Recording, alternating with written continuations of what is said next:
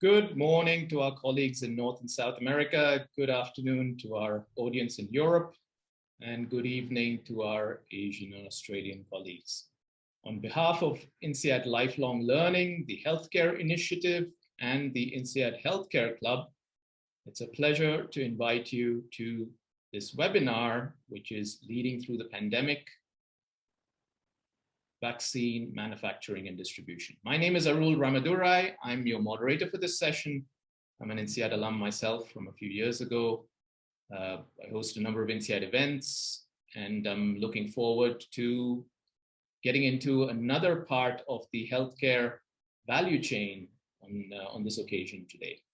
So typically, a lot of the events we host are CEOs, top line leaders. That's typically the flavor of the events that we host.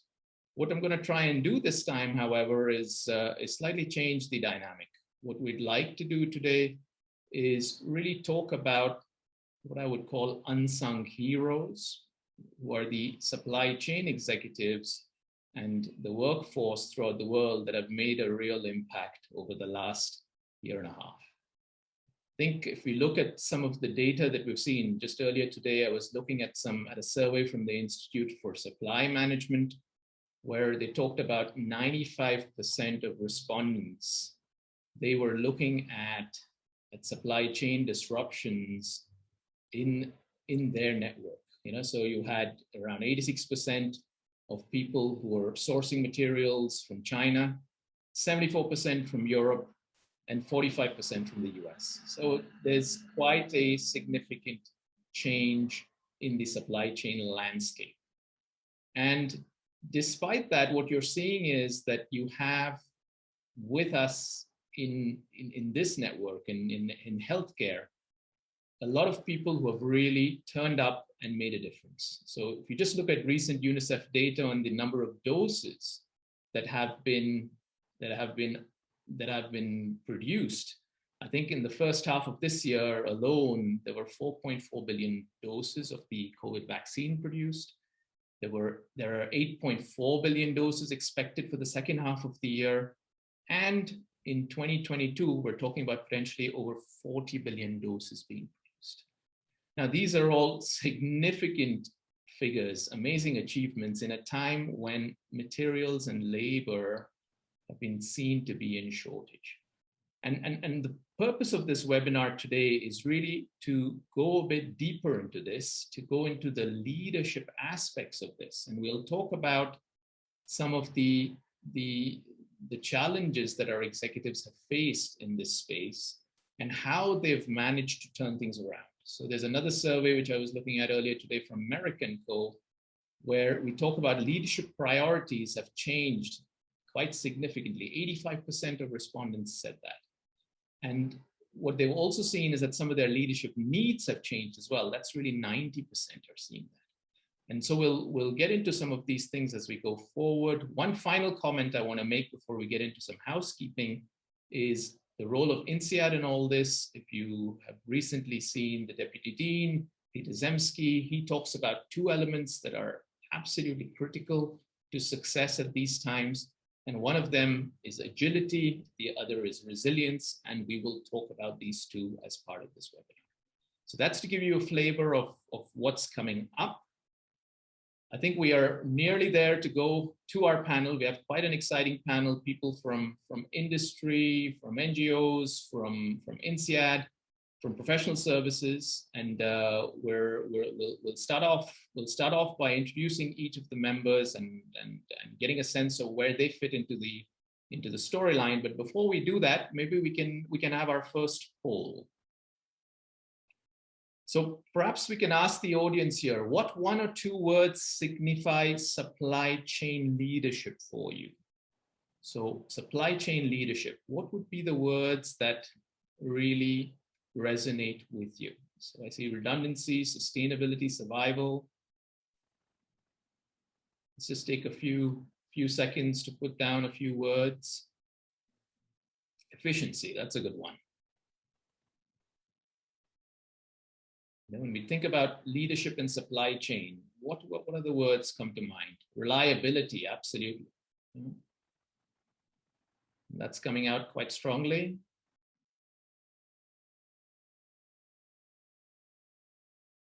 Just keep it on for a few more seconds.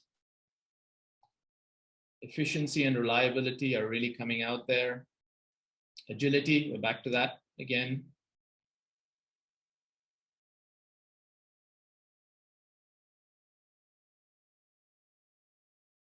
Last 5 seconds maybe for some last thoughts on cost, security, flexibility.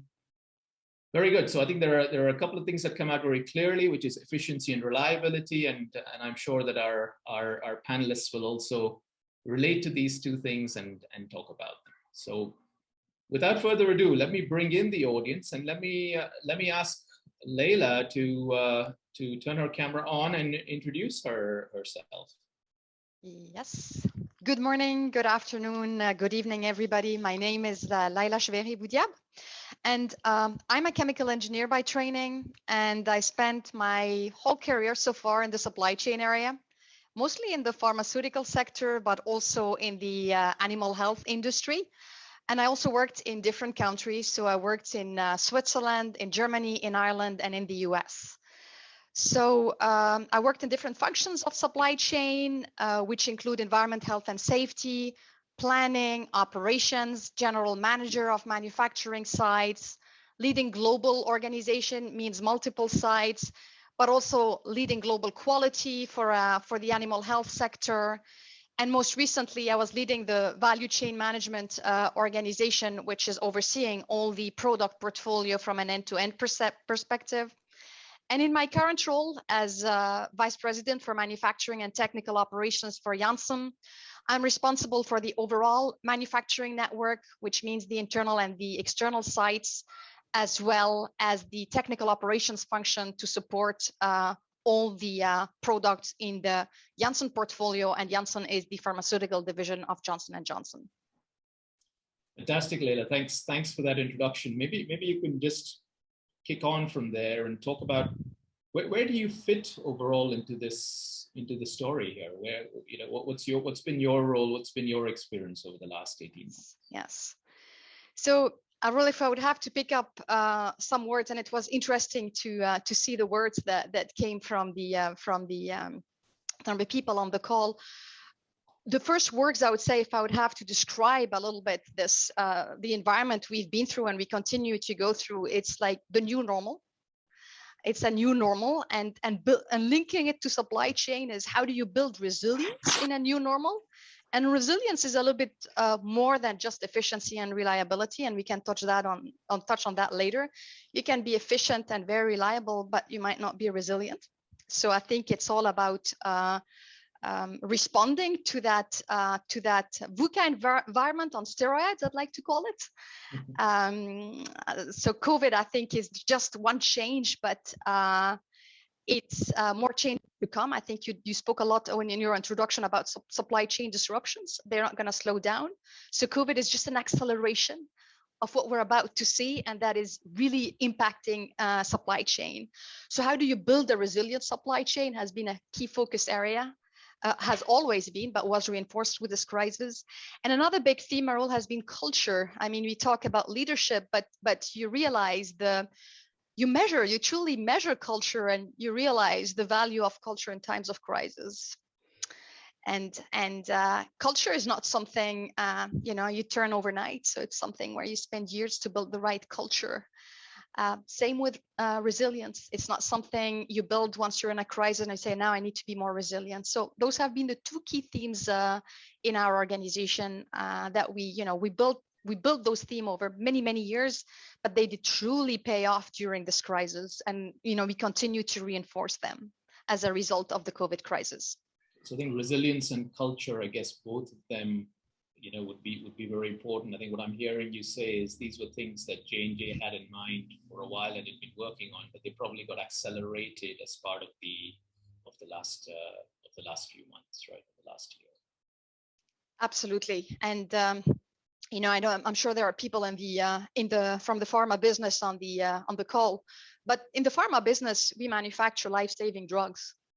So not supplying a patient is not an option. you know, we have also a moral responsibility towards our patients. So so value chain risk management has always been a key priority.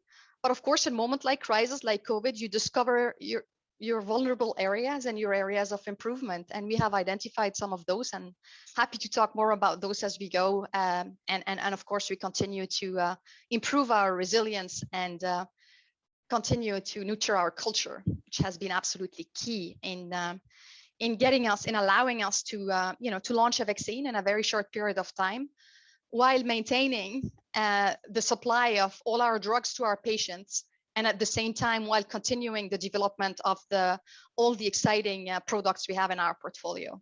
All that was happening in parallel. Fantastic. Let's talk about that then in a little while. Thanks for that, Laila.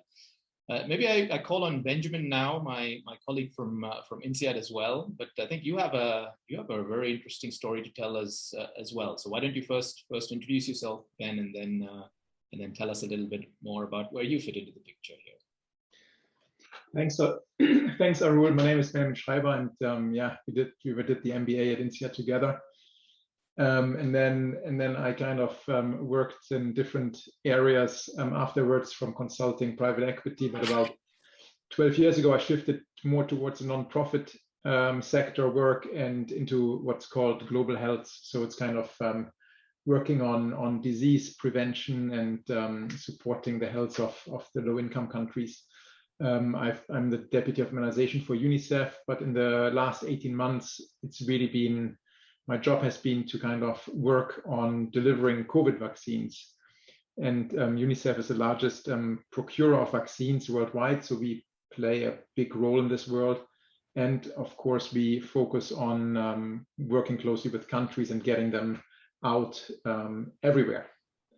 Yeah, and my role therein is really kind of this focus on country delivery.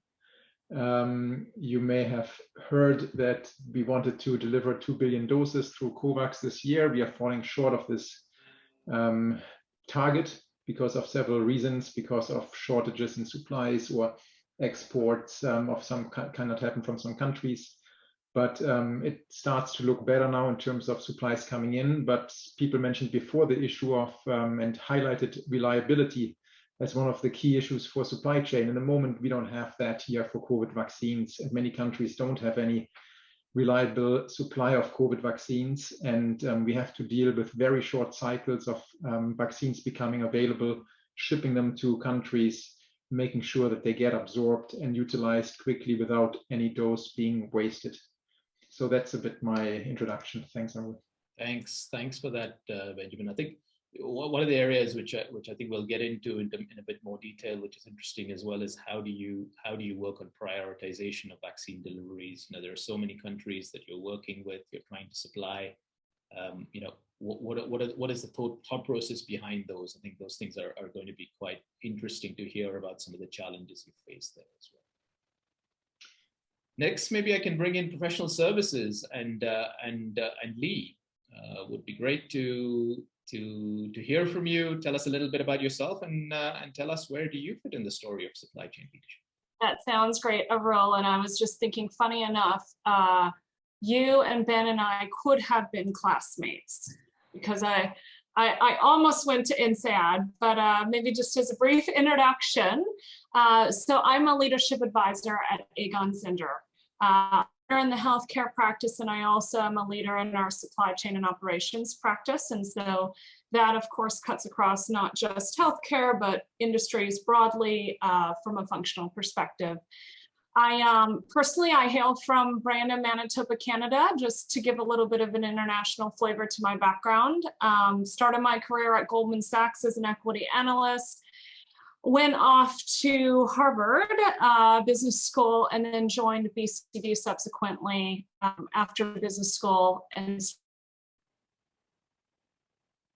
my profession, for those that may be a little bit less familiar with it, really spans the broad spectrum of leadership advisory. And our purpose as a firm is leadership for a better world. Tactically, what does this mean? It means there's a large body of our work which is around building teams. through executive search work, through assessment and development work, through culture building, through team building, and beyond. And it really is with the goal of augmenting the leadership capabilities in an organization holistically. And so if I think about the role that I and my colleagues have played during this period of time, it really has been about supporting leaders.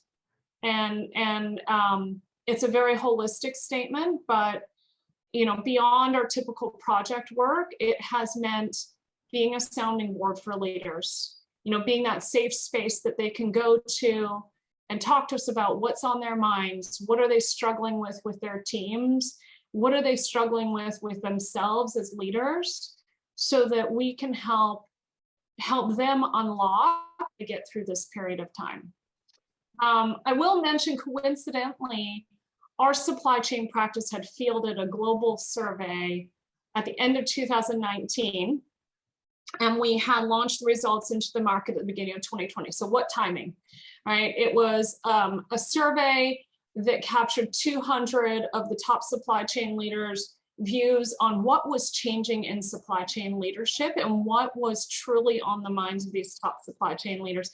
And even at that moment in time, one of the key messages that we're bringing to market was the role has changed. It has become much more dynamic.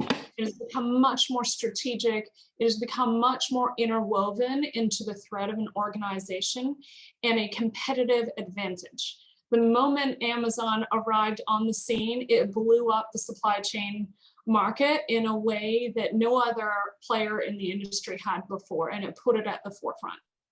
And so that was the point of the work that we had done. And then you can imagine we launched the survey and the world shut down. And so our objective in that moment in time was to say, well, how do we gather leaders across industries, across different segments in the healthcare market, for instance, and help them share best practices, help them learn from each other, help them support each other. And so one of the key things we did during this crisis was actually field, roundtables, panels just like this one. And it was phenomenal to see these leaders come together. Some were competitors, some were, customers of each other, and they shared their learnings and they brainstormed and they supported each other. And so really this past year and a half sitting in my organization and doing what I do has been both heartbreaking and then incredibly inspiring to talk to hundreds of leaders, every one of which is playing some sort of role in keeping our worlds going. Toilet paper to vaccines, as you can imagine, and hearing how what has really made the difference in a period of time. So I'm excited to be sitting here with this panel, with these great leaders, and talking about this topic today. Thanks, Lee, for that great introduction, and also just putting it out there as to how inspiring some of the stories have been as well in the recent period. Looking forward to hearing some of those over the course of this webinar. If I can bring in now the INSEAD professor, Declan, would be great to hear from you. If you could introduce yourself as well. I know you've done several of these webinars in the past. Nonetheless, this is probably your first supply chain webinar, and I think you're bringing a slightly different flavor to this. Yeah, indeed. Thank you, Arul. It's a pleasure to be on the panel with such colleagues. I mean, it's really wonderful to hear of the experience that everyone has. I'm not a specialist in supply chain, but Lee, when you mentioned from paper to vaccines, one of the leadership programs that we're running here on campus has been with a global paper and packaging company. And I started the program in 2014, long before the pandemic started, and they were interested in a cultural change or building a different culture for the very, very successful company. And of course, suddenly, when the pandemic happened, one of the big learnings that came for me was that this company thrived, and not all of their competitors necessarily did in the same way. And one of the reasons is related to what you were saying, Laila, about culture.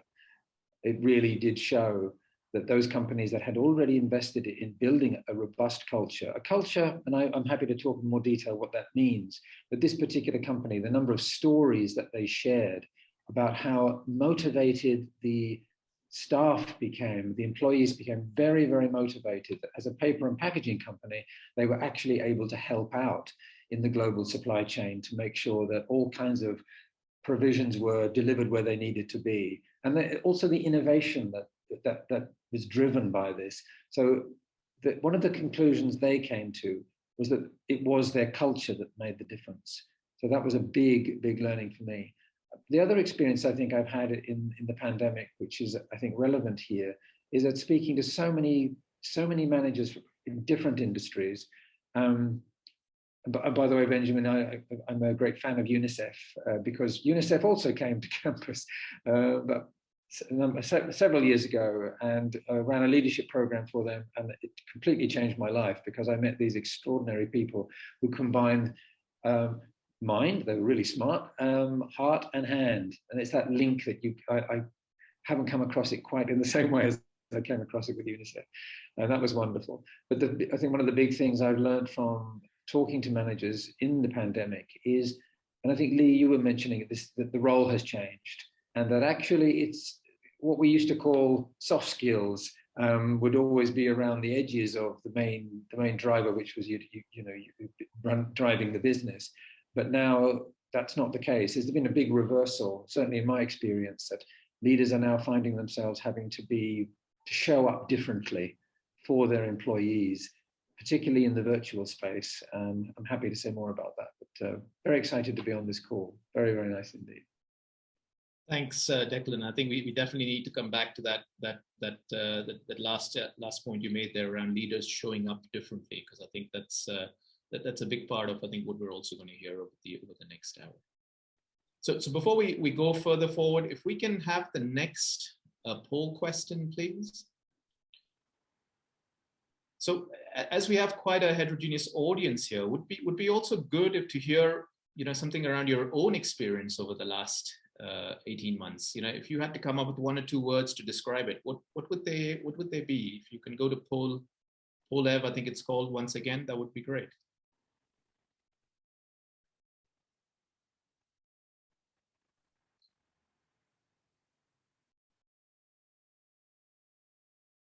Yeah, there's quite a few unknowns. It's been challenging. It's been exciting. New opportunities, some opportunities that have gone away. Some of it's been depressing. Yeah. Some of it's just been plain awful. It's required a lot of grit.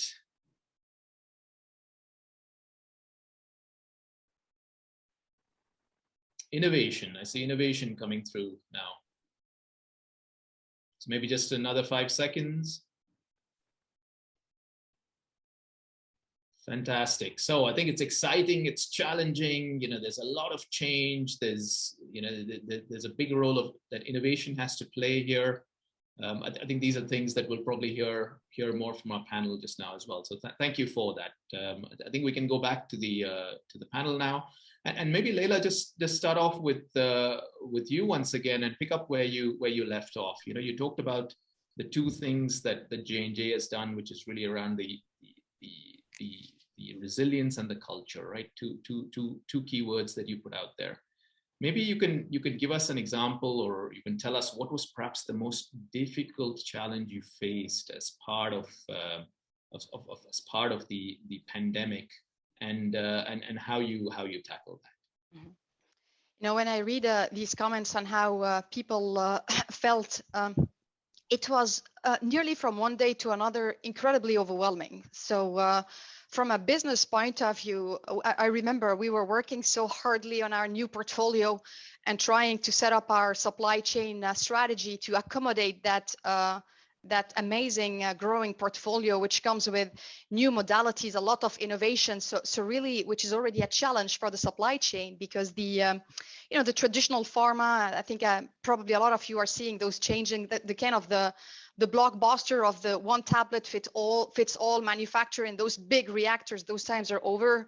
We're moving much more into new technologies, personalized medicine. So it's completely changing the whole role of supply chain for the pharma industry. So we were working on that whole portfolio, very challenging, but very motivating in itself.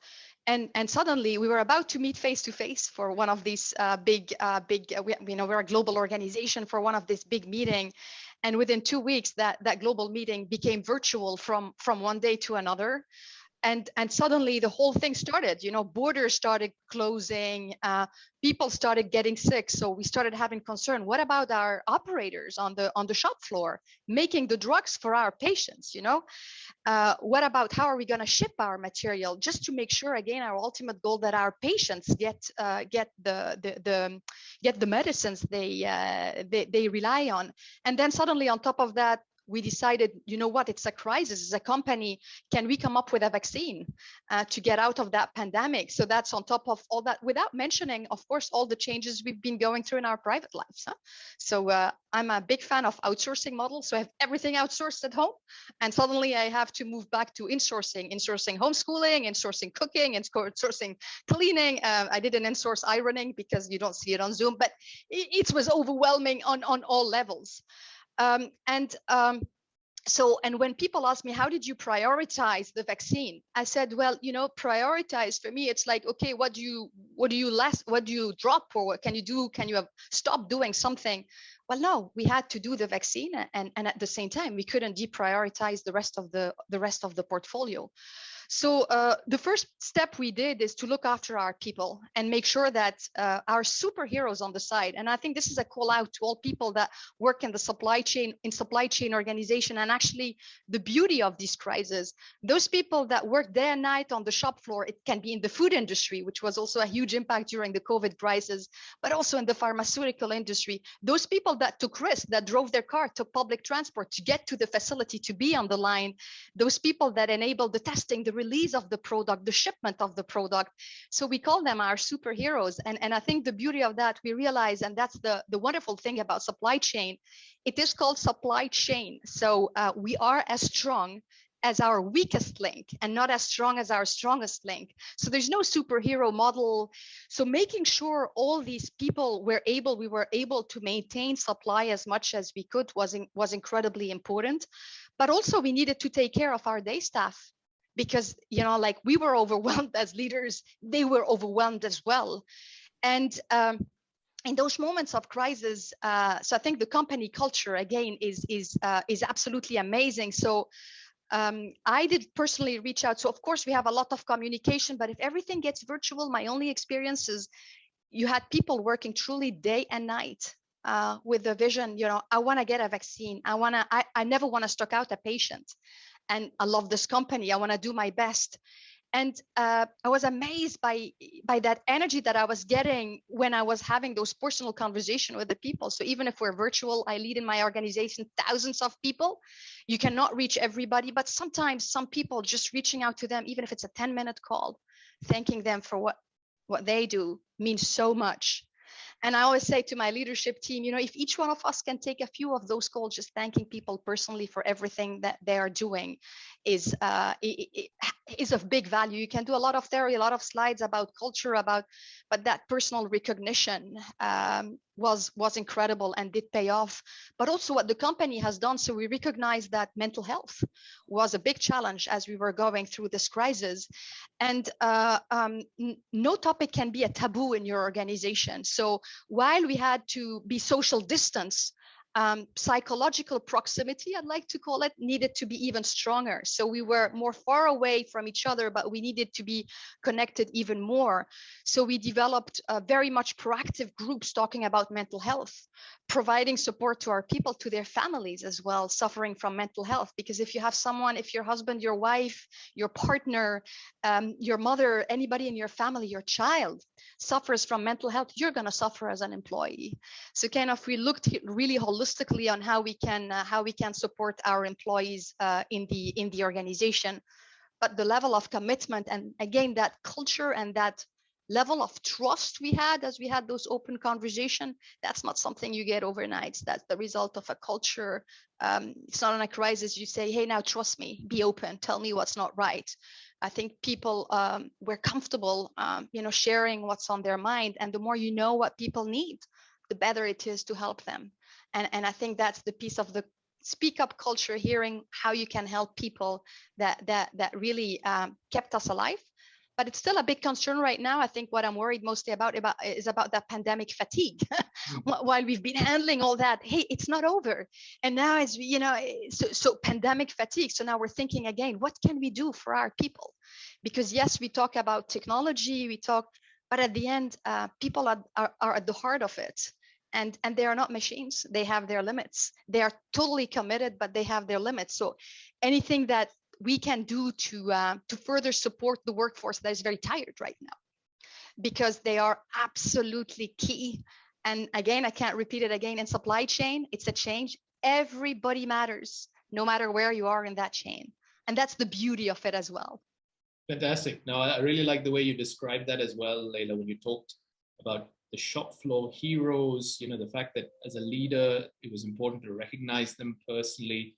And also the fact that this was not just a one-off in the pandemic. There was also a lot of work done before to build that culture, to build that organization, and to have these programs then put in place, such as the mental health program that you were talking about. So I think it's in what you described, I think, as an overwhelming time, it's very encouraging to hear how the aspects of individual and company leadership kind of came together to recognize those heroes. So thank you for that. Maybe just come over very quickly to you, Ben. Having listened to that, I guess you had obviously people at UNICEF who also needed taking care of, and employees were of course number one. But I think you went even beyond that, because you had people who were desperate for the vaccine in different parts of the world. How did you approach it? How did you tackle it? How did you even think about it when it kicked off last year?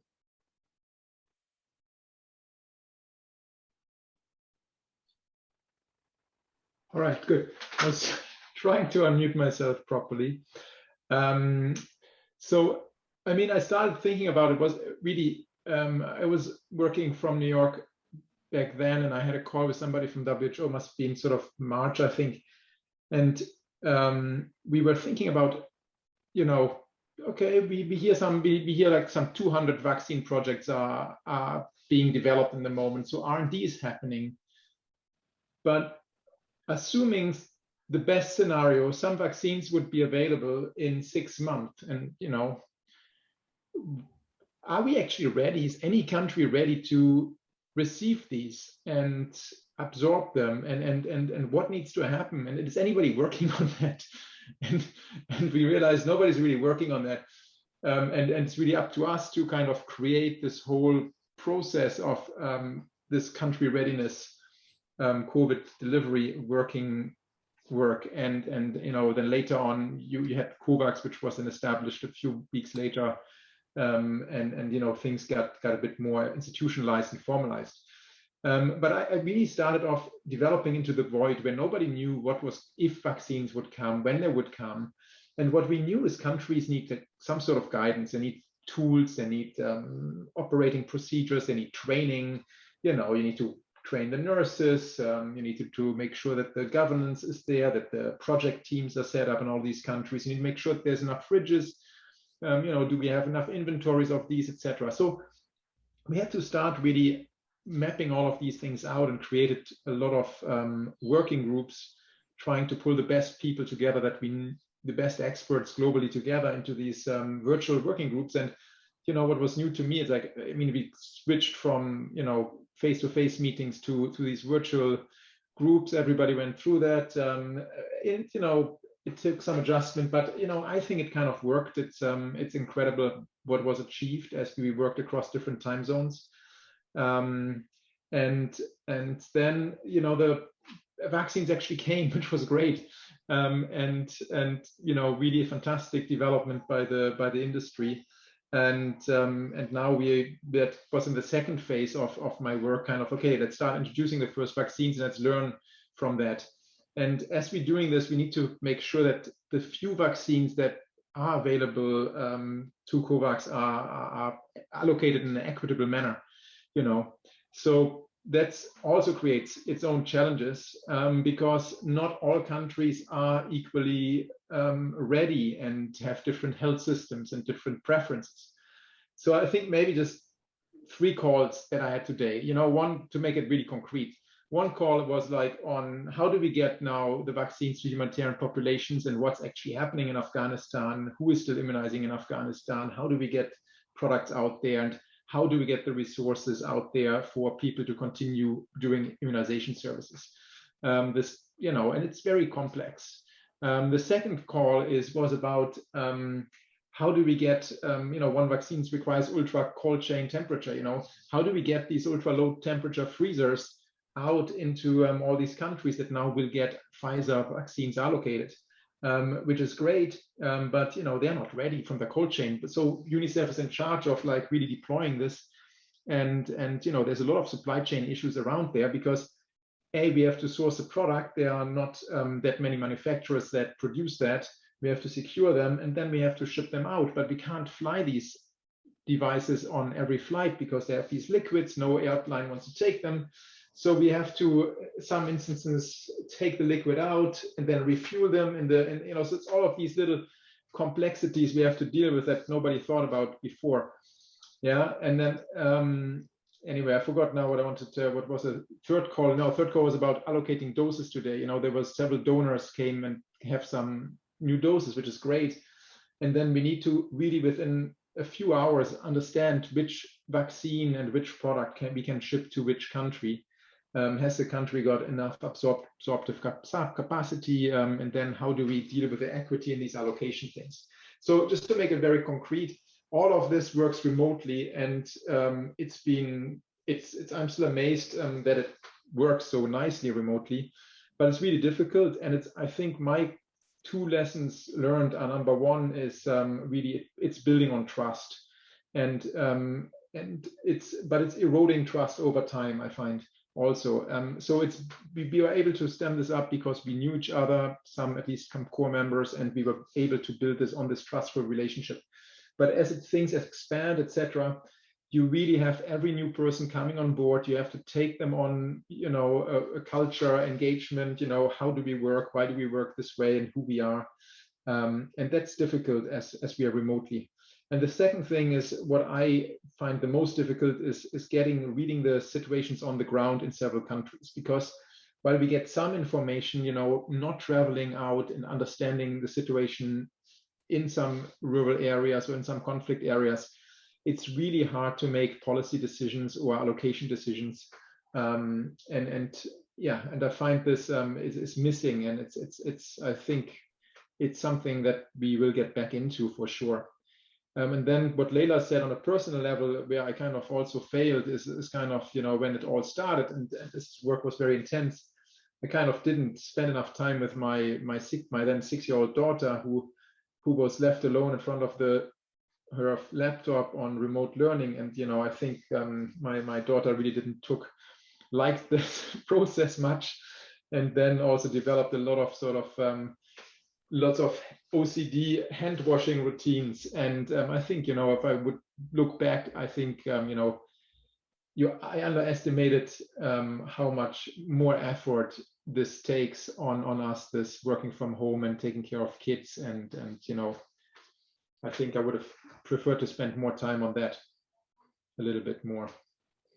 Thanks, Ben, for the very personal story there. I think one of the things, and I'm sure Lee will come on to this as well, that we hear from executives all the time, I'm sure Declan probably has something to add to that as well, is how difficult it has been to balance, you know, the home life and the work life, right? So how do we bring both of those sides together? So very poignant anecdote from your side. I just picked up the two things you mentioned there, and I think it's again connecting very well with what Laila was saying, which is around people. Once again, this trust building. How do you do that? And again, I appreciate the transparency where you talk about, you know, there was a lot of trust at the start, and now it's kind of like, whoa, how do we continue to build on that? Because that can erode very quickly. So again, it's about those interpersonal relationships. It's about, you know, spending time with those people. And then the second one, which I think is, I understand the difficulty, is really how do you get good information on the ground? And I guess you're dependent on people for that as well. So I think the way you lead has a huge impact clearly on success rates in the different countries. So Lee, maybe I turn over to you now, having heard from Laila and Ben about their kind of different but similar experiences. What's your take on what's going on and what you've heard? Have you heard similar things, different things? What would you like to add to this? Yeah, very much so. I mean, the way that Laila has talked about her experience, the way that Ben has talked about his experience, I mean, it just so vividly brings to life, you know, what's really gone on this past year. All of the things that we took for granted, you know, have been highlighted. If I think about the last 18 months in particular, I mean, it's a period of leadership in the humane that we have seen. And I truly believe with these two leaders that are sitting on the screen, of, you know, what is this going to mean for financial bottom line was very secondary to doing the right thing. And what I've seen across, you know, the hundreds of leaders that I've talked to is this notion of doing the right thing has been their North Star through this period of time. And it's been wonderfully inspiring. And so there's one point that just comes to light around humane leadership, do the right thing, everything else will follow. There's a second piece that I've really noticed in the way, you know, Laila described kind of your team and the environment that comes to bear. And it's this notion around potential that is realized in your people and in your culture. You know, Laila, you've been, the words around kind of the team and the culture you go into a crisis with is the one you live with. I've heard other people tell me the same. Right? All these years that you're trying to put the pieces together and you wonder what it means at the end of the day, I've seen it. And when the going, you know, 100 miles an hour and you're in crisis, you don't have time to change the wheels. And so you have to trust your team. You have to trust that you've now built a team with potential. And if I can double click on potential, it's interesting because some of these words have come up through the discussion. You know, at Aegon Zender, we use this model with 4 factors in potential. One is around curiosity, the ability to go out, the natural inclination to go out and ask and learn.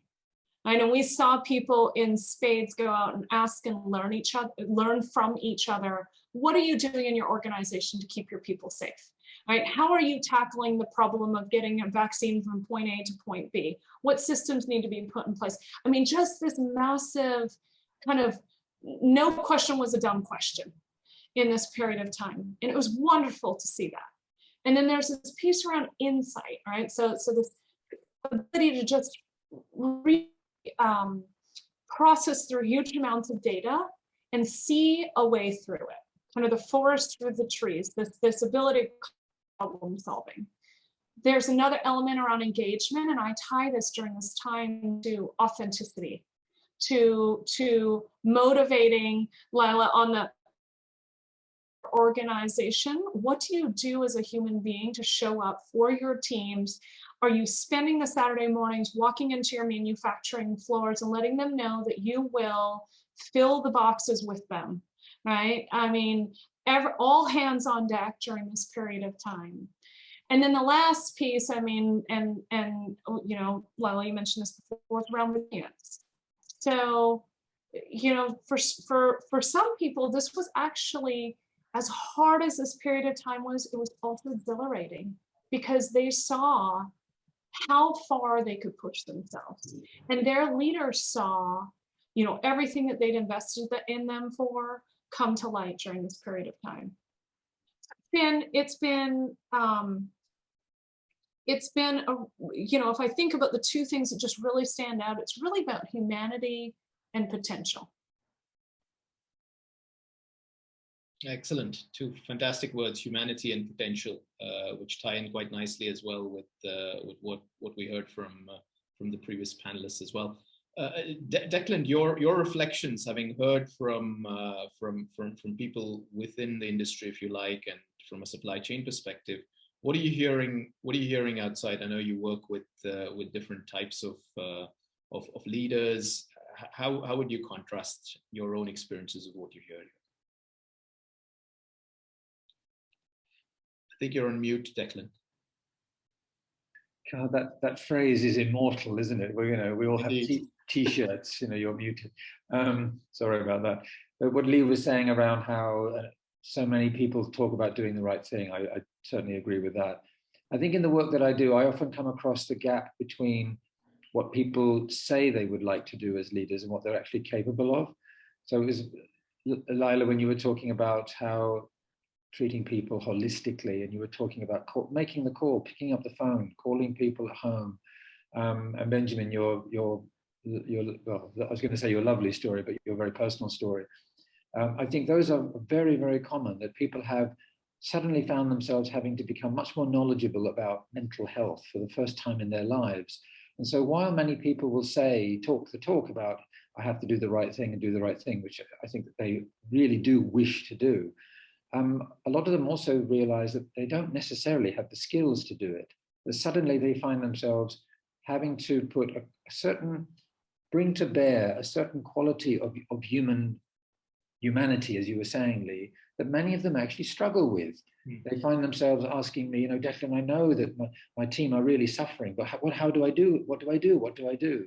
So that they want to do the right thing, but they don't necessarily know what to do, because it implies or demands from them a certain quality of their own vulnerability, which a lot of people are not necessarily that comfortable with. In other words, their leadership has relied for many years on being just knowledgeable about the business. I know how to do this. I've done it before. And they've built reputations on that. And of course, along the way, they've learned to be good at the soft skills kind of stuff. But it's very different living in a world where soft skills is something you do in the context of focusing on your business task, and living in a world where that is now reversed. So it's now, you can't lead with, let's get the business done, bottom line, et cetera, et cetera. You have to lead with your humanity. And in the leaders that I've been working with, they've been really saying very openly, yeah, but can you teach me how to do this? How do I do it? So we've been talking to them about, firstly, we talk about their own mental health. Look after yourself, first of all. You're not going to be very useful to your team if you're not able to look after yourself. So we're coaching them in terms of, well, what are the little rituals? We talk about rituals. Laila, you were talking about insourcing. It's lovely to hear you talk. But suddenly being at home and managing the collapse of the work life with home life into the same space demands a certain discipline around how do we actually manage our day, share our space, whose career takes precedence, and how do we look after our little ones who are facing challenges, mental health challenges that children shouldn't have to deal with because they're usually out playing with everybody, but now they can't play, or they couldn't play during the pandemic because of restrictions, etc.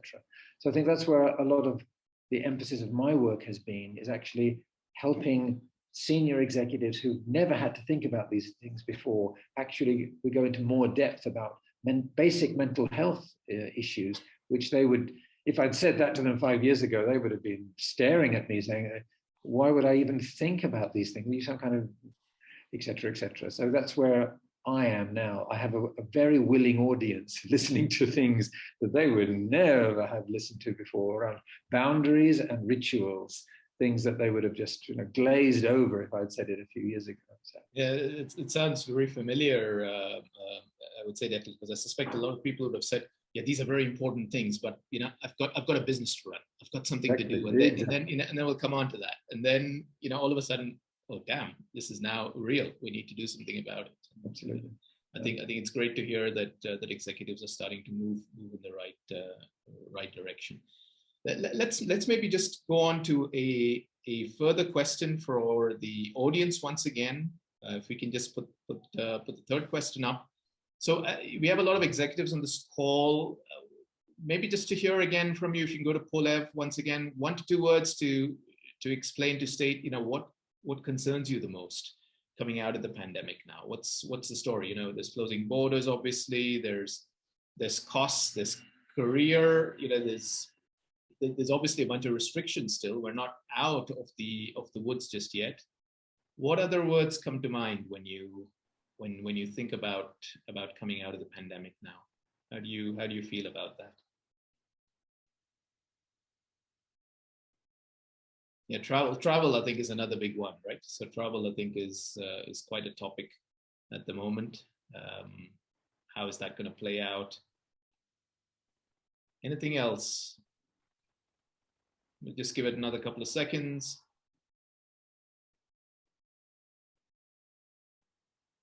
Okay, great. Let's come back maybe to the panel and just I know, Declan, you need to head out in a few minutes, so we want to make sure we get the most out of you as well before you head off. But maybe I can just start off very quickly asking a question that's come from the audience, and this would be for Laila and Ben. Is there a super authority that directs and coordinates manufacturing and distribution activities of the different manufacturers, so that they're effective? Is there someone who is considered a super authority? I can maybe start and then later can add. But the manufacturers are really independent private sector companies, and they produce and they sell. What has happened last year in sort of around June was that the rich countries were able to put big dollars on the table and were able to buy in advance large quantities and large volumes without actually knowing whether these vaccines would be working or not. So I mean, the Johnson & Johnson vaccine is there. It's like, people procured already volumes ahead, although the vaccine wasn't even proven to be efficacious or working. And the rich countries were able to do that. COVAX also came to the table and was created to kind of make sure that because if you are a poor country in Togo or Benin, you don't have the big resources to put kind of a few $1 million down and say like, yeah, I don't care if the vaccine doesn't work. It's a portfolio thing. So COVAX buys on behalf of all these countries a portfolio and thus shares the risk. But it was a bit late, or came later than some of the big high income countries. So that's why we are seeing now this inequity in the distribution, with like 2% in Africa being immunized versus 70 in many high income countries. But there's going to be some catch up. The other thing what we saw is, look, the vaccines are only as good as once they are pre-qualified and have been proven to be efficacious. So the kind of products that are out there change over time. We have many more suppliers now than a few months ago, which is good. But the only big authority I've seen that can step into this is sometimes national governments that kind of hinder exports. That was the case with one manufacturer from, within India, basically, where the government of India, on which COVAX relied for a lot of doses, they weren't able to export for even until now their doses, and because they needed it for their own population, which is understandable. But there's a lot of politics, and there is no there was no global authority that nationalized all of these manufacturing sites and volumes, basically. So that doesn't exist.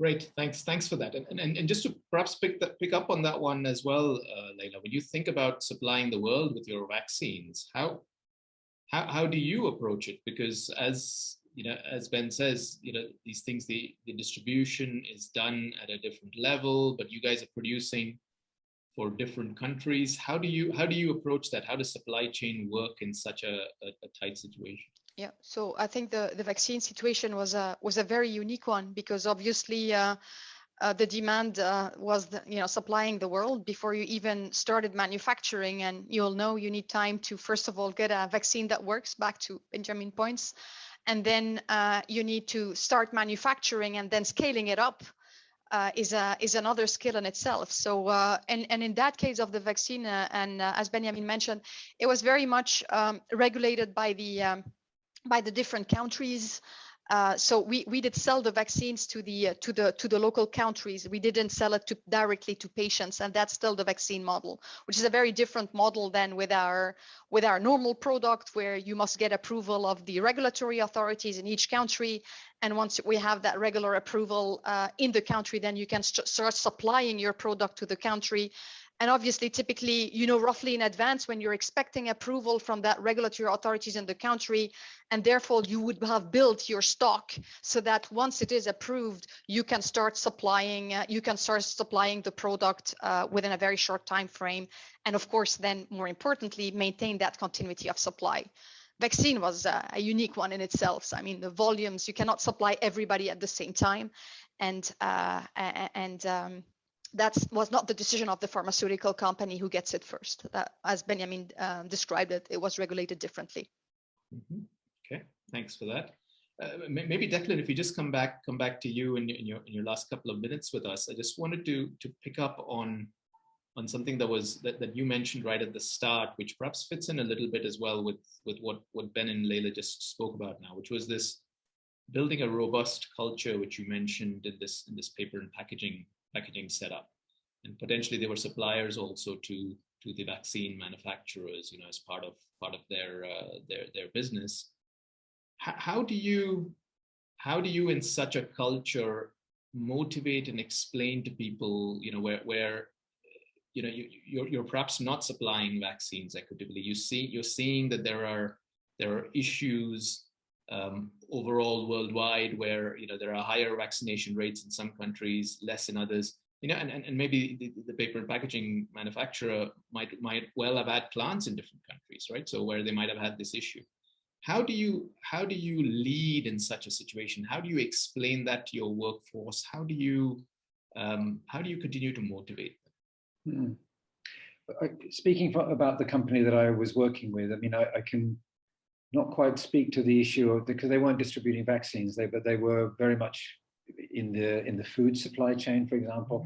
And they also, what was particularly interesting, what they found very motivating, was that they did innovate around creating special packaging for medical equipment and for food as well. And so what was interesting is that the employees felt that they were able to find great meaning and purpose in their work because they were contributing to an aspect of the supply chain that they weren't not usually that involved in, or if they were involved, it had never been as important as it was then.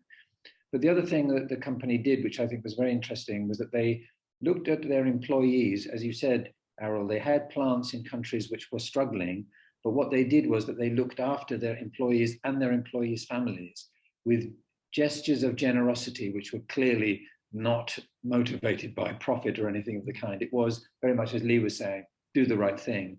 And that really impressed. So impressed the employees in those areas where they had plants in countries which were not, particularly in the case of this company, in South America, in Central America. Lots of employees there saw people in their community suffering because of COVID-19, and yet the company itself was making very generous gestures to make sure not only employees were looked after, but their families. And in cases where there were people died, the company offered generous compensation to employees. And those kinds of gestures, they went around the global company. Good news in this case spread very, very quickly. And it really meant a lot to people. It demonstrated that there was not just a blah, blah, blah around trust and culture, but they were going to put their money where their mouth was, etc. Fantastic. So positive gestures really made a difference. Yeah, it really did. I guess those with strong balance sheets could absolutely do that. You're absolutely spot on. Just before you leave us, what would you like the audience to take away from this webinar? Let me just give you your last words for this webinar. I think my last word is the thing that I've often spoken to leaders about is that, particularly if you're managing a team online in a virtual space, is that make sure there's enough time to give the people that you're working with space to just check in and show up and see how they're really doing. So really, because there's so much work to be done, particularly in supply chain, not to get distracted by the fact that you have so much to do and forget the fact that people just need a little bit of space and time just to say where they are and that they will appreciate that, because you're making space for their humanity to show up in whatever way. So that's a very simple thing, just making time and space for people to say how they're actually doing, including telling stories about their domestic life as well as their professional life. So that would be a very simple thing to say, but it goes a long way. Space and nothing like authenticity, clearly. Yeah, absolutely, indeed. Anyway, I do need to go. Thank you, Errol. Thank you, everyone. It's been a pleasure and a privilege to be on a panel with all of you. Thank you very much. Thanks very much, Declan, for all the insights that you gave us. Lee, if I can just turn to you very quickly. One of the areas you talked about was learning from each other, and I'm wondering whether you have some concrete examples from your discussions with leaders. You talked about the humanity and potential being big topics. We have a number of executives on the line here who would also love to learn from each other. What sort of vehicles, forums, examples have you seen where this works?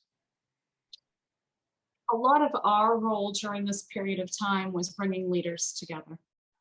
Certainly from our chairs at Egon Zehnder, we're not the ones that are designing the policies around, how do you gown up your employees and those types of things. And so constantly it was creating connection points between these leaders so that they could connect and share ideas themselves.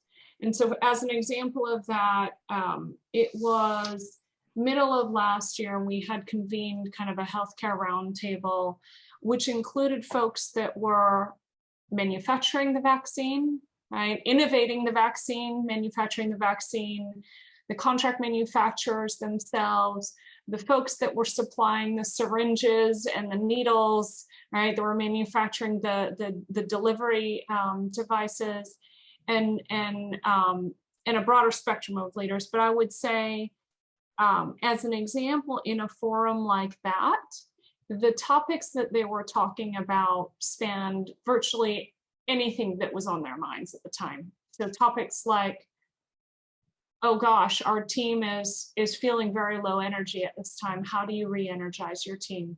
What are the things that you are doing to take a moment with your team so that you can catch a breath in a moment of this madness? How do you think about recruiting during a time like this? So you can imagine that's a big part of the work that I personally do, but it's also a big topic that is on leaders' minds. And there was a lot of co-creation around how do you adopt technology to really still move forward in building your teams. And it was, as an example of the old world, one of the most critical steps in the recruiting process was get them on site, have them walk through the plant, watch how they interact with other leaders. Do they say hello? What kinds of questions do they ask? Do they notice that door is out of place in the manufacturing plant? Do they point it out, right? And are they going to go touch it and feel it? And all of these things that are very, very hard to experience through this virtual environment that we live in. So part of it was us learning from them what was really important to them learning from each other and lifting best practices from one organization and saying, hey, why don't you try this? Our clients have tried this. They've done the virtual walk around the plant and tried to recreate that experience. And so there was just a lot of, I would say, sharing in all capacities. And we became the linkage point.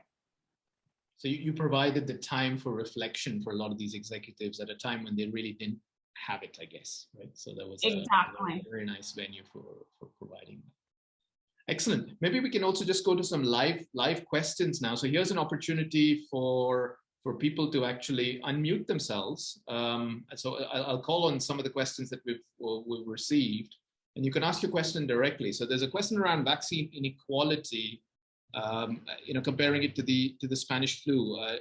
Maybe the person who asked the question can unmute themselves and ask the question direct to the panel.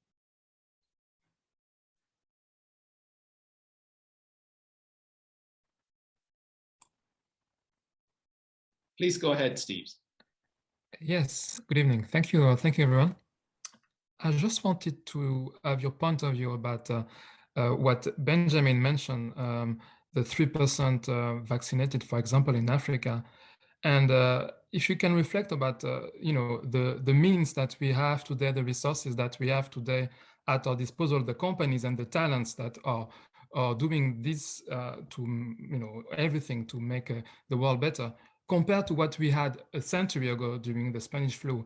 And we had like 50 million deaths at that time. Do you think that the fact that today we are close to 4 million is a failure for all of us? And on top of this vaccine inequality. So what is your view about this? It's a really good and complex question. So let me try to first off, because we compare to the Spanish flu, and that's a different virus. And I always say with COVID, we have been extremely lucky because it's a nasty little bug, yeah, but it doesn't kill that many, and so far it doesn't kill children. I think the world would be very different if and you would have seen very different reactions in the globe if you would have had A, higher death rates by this, and B, it would have really attacked children, I think, for example, much more, So I think it's hard to compare this because the flu is impacting kids much more, for example, and I think so. That's one point. But the other thing is about is it a big failure? I think let's start with a big success that we actually have a vaccine.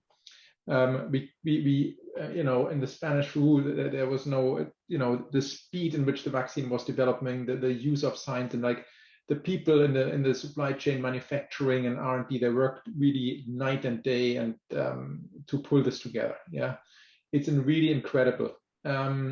So let's start with this having a success. What you then see thereafter is I think just the real politics. It's sad, but it's the real politics of countries who have got resources trying to secure the vaccines for themselves first. And it's not, I don't think it's good to have a world where we have some countries at going to the, vaccinating really children already, while we don't have health workers in many countries having protected. So I think I can understand why this happens. Yeah, it makes sense if you have the resources and you secure the vaccines. But it's from a if you look from an equity point of view across the globe, it's not fair, and it's something that we have to address. COVAX was created with this goal, but for many reasons it didn't get the number of doses. It didn't appear, and it's also inequitable if you look at how and where vaccines are manufactured. I mean, it's another point of inequity. Where's the manufacturing and R&D sitting? Why is in Africa, where 20-30% of the global population is sitting, we have no big, large manufacturing sites for vaccinations? That's changing though, Ben, right? It is starting to change. There's investments, and it's good, and it's big attention onto this. And I think it's really important that these things are being put on the table. But you have to keep on scratching on this inequity, because even the 3% percentages of vaccinations you see in some of these countries, they are going sometimes to the elites in these countries. Yeah, the first ones being vaccinated in some countries are really politicians, policemen, and military, and not the elderly and those people that need the vaccines most.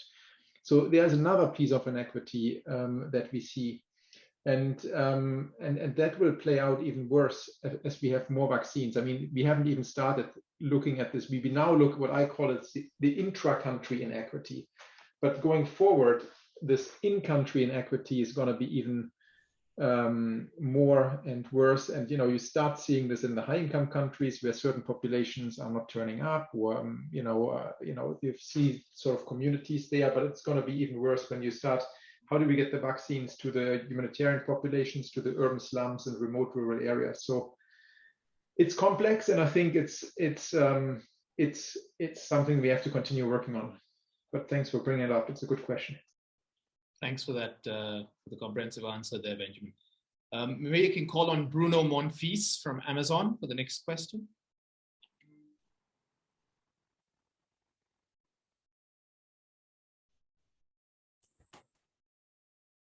Hello, can you hear me? Yes, absolutely. Yes. Okay. I was so I had a slightly different question. I was actually quite surprised how much we talked about the empathetic leadership that was needed during this pandemic, and I totally agree. But I was also thinking of how much of a challenge it's been for the speakers on the call to manage the information asymmetry and the ever-changing information within the supply chain in terms of disruption, in terms of different shortages, et cetera. How difficult it's been for you? I know for a fact for me it's been super challenging, and it was like juggling with a million balls, and at the same time, as you said, taking care of the people, which I think is really what made this crisis very, very unique. But I'm keen to understand how you manage this information asymmetry.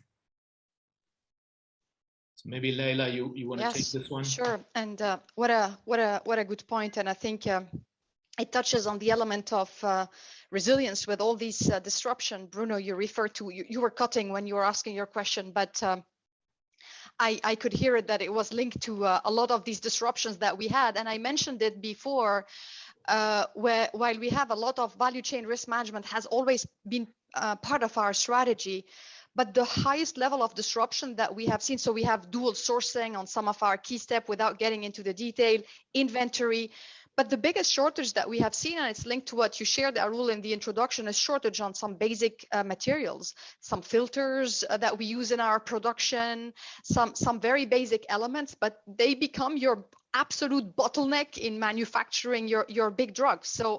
So I think a reflection on that, and I thought it is important for that team also to understand it, that many times supply chain in many organizations is still seen only as a cost center. And I think, Lee, you said it nicely at the beginning. You know, we operate in an ecosystem that is more and more connected. You know, your supply chain is global everywhere. So that ecosystem is more and more complex, more and more connected.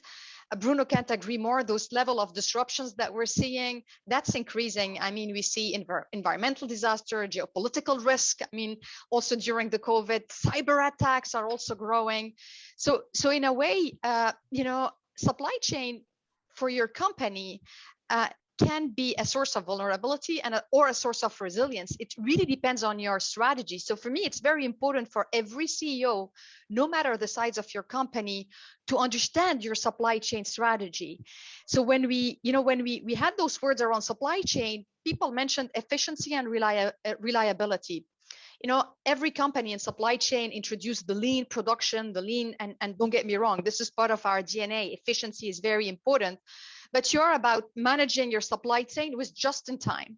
So that means, you know, you have low inventory, you can be very reliable, you're super efficient, and suddenly, and your metrics are green. So you think you're doing very well, you're a hero, and suddenly a crisis like COVID or an environmental disaster hits the world. And you can suddenly you stock out your patients, so you move from from hero to zero within a few months in supply chain, and we know you don't recover that overnight. So very important to, you know, if we have CEOs on the call, is not about just your metrics. Your metrics could look green. Yeah, but the question is, what if? So yes, you have a low inventory, but what if something happened? So, and in order to understand the what if, you need to understand a little bit what is more behind your supply chain, because it's clearly you cannot fix it when it hits you. Same of like the culture. You cannot just you say, now I want to have a better culture. Let's trust me, it doesn't happen. Same thing on the whole strategy of your supply chain organization. Understand your trade-offs. Because they can make you win or lose. And even for startups, I always say, you know, at the end, you deliver the value once you can commercialize your products, and then you can supply it in a sustainable way. Otherwise, it's a great innovation idea, but the value is truly generated once you get your supply chain right, unless you decide to sell your company before you commercialize the product. The business continuity, I think, Laila, was a big term. I remember, especially when we had the bird flu Yes. crisis at that point, and then suddenly it seemed to go away as with this focus on efficiencies. And I think you're absolutely spot on that it's become now a big topic as we come back into the pandemics. And I think there's a few lessons to be learned from there for the future. So thanks for the comprehensive answer there. Jonathan Walland, if I can call on you, please, for your question.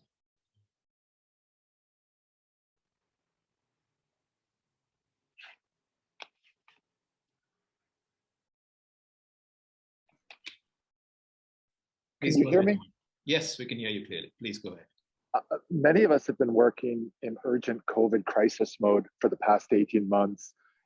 Do you think it will be possible to go back to normal in terms of expectations for a more manageable work-life balance? I worry that the bar has now been raised to expect unsustainable work performance from everyone. Thank you. Yeah, I think it's a fantastic question, and maybe I start off with you, Lee, because you've been kind of studying this almost, right? This is one of these areas that I think you're very familiar with, having worked with these different executives over the last years. Jonathan, I wish I had an easy answer for you. The next period of time, as it's been, I think will be in a period of experimentation.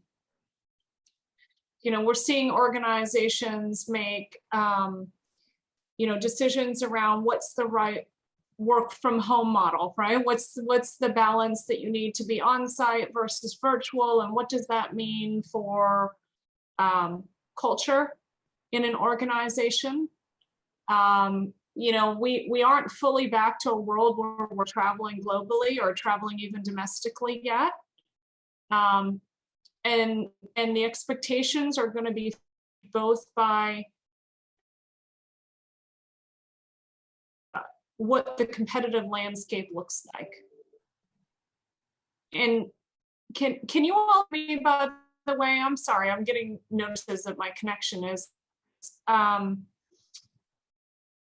the clear-cut answer. I think that leaders and organizations are just trying to figure out where the right balance is. Now, the one thing that does give me hope is that this is a top agenda item for them to figure out. And they're seeing now from their people the pushback and the dialogue and the live examples that trying to strike a more productive balance or a better holistic balance can be possible, and at the same time achieve results that they never dreamed that would happen during this period of time. So my hope is that we continue to kind of push the envelope, but it's not clear where we'll land yet. Thanks for that very open answer there, Lee. I just saw, Ben, you were also nodding your head there as the question was asked. Maybe you want to add to, what's the story with the unsustainable work performance, and how do we tackle something like that going forward? Yeah, I mean, I just actually I had exactly the same point I wanted to make. We are running a sprint since 18 months, and at what stage do we actually stop sprinting? I see burnout. I think that was one of my learnings, that I was benefited just recently of a paternity leave, so I came in a bit refreshed again. And I think that was really, really helpful, just taking a longer time out. And when I came back, I just noticed that people are just, they're done, they're toast, man. It's really hard to keep on this intensity of work and jumping from one Zoom call to the next. It's just like, yeah, I fully agree. It's really difficult. So how do you tackle this, Laila? Maybe ask you, because I'm sure in your organization you probably have employees, leaders, everyone who's probably at some point in time exhausted, right? Exhausted completely from what's going on. Completely. So how do you as a leader square that? What can you do? What's J&J been doing in this period? I know you mentioned the mental health support, but beyond that, what do you do as a leader to deal with something like this? So as Lee mentioned, it's on top of our agenda. I think the failure I would say we could do here is that to assume that the people returning to work are the same people like prior to the pandemic, and then we would fall back on all the cultural aspects. So I think the kindness, the patience we have shown during the pandemic will need to continue, especially as we transition.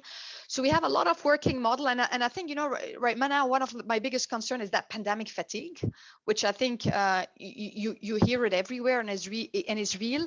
And right now we're working also on flex work model to try in collaboration with our employee, see a little bit, hey, what's the work model of the future? But as we talk about supply chain, we also don't want to exclude our operator population.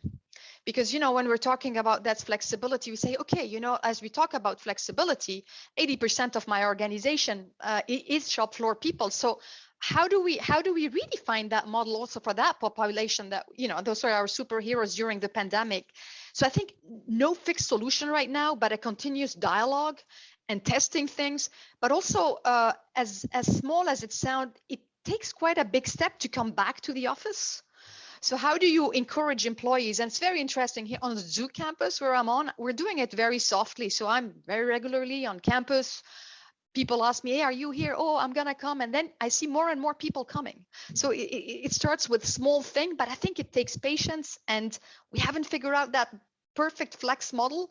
But failure would be to expect people to come back exactly to the model we had pre-pandemic. That will not work. Mm-hmm.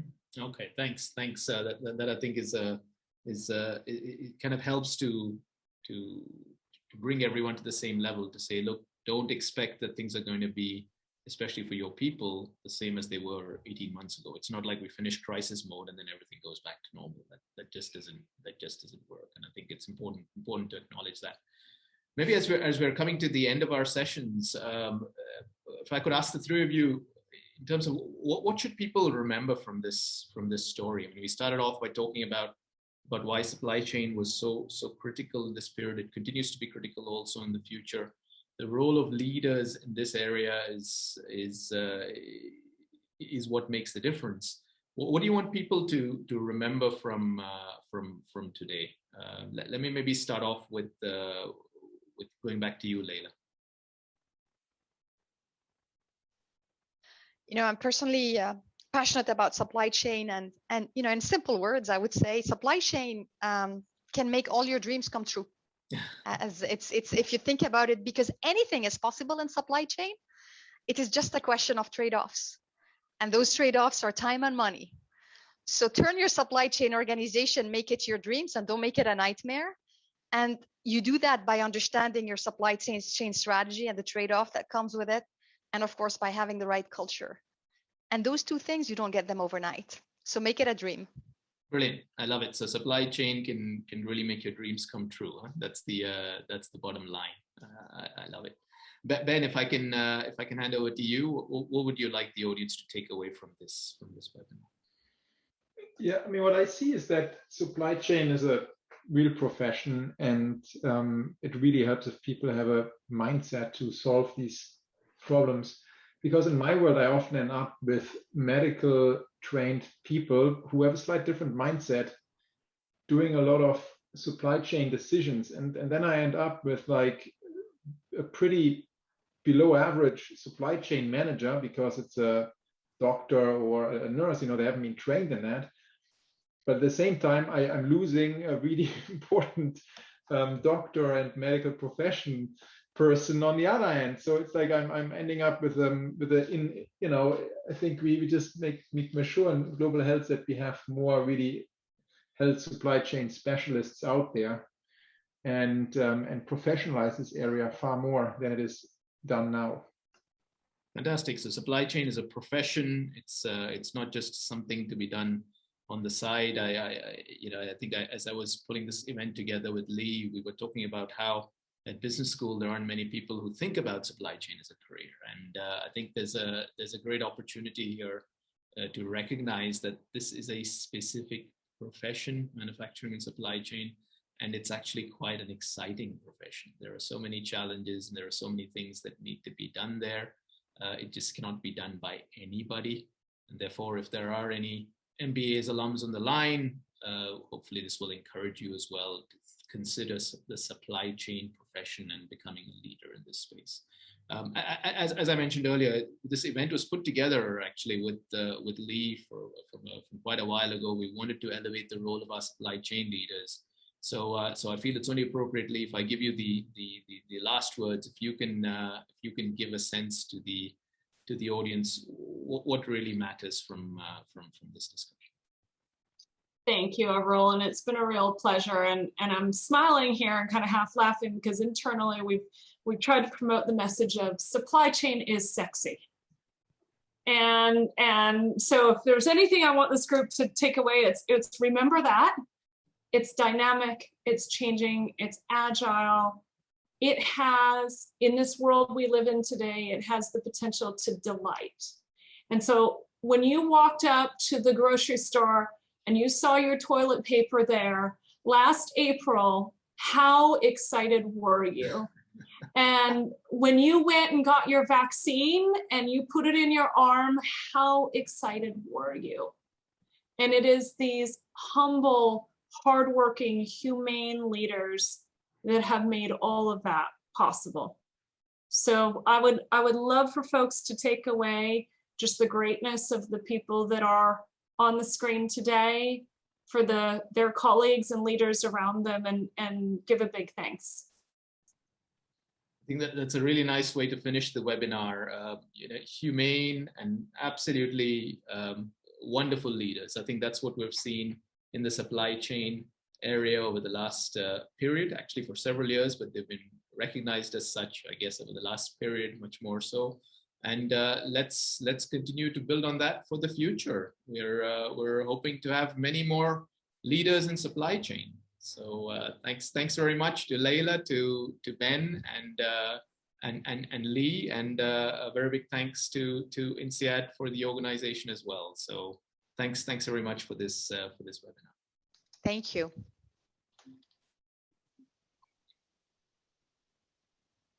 So just a couple of areas that might be interesting for everyone here. It is possible for us to stay connected. So you can continue the discussion on the lifelong learning portal. So there's an opportunity to go onto LinkedIn and to contribute to the discussion.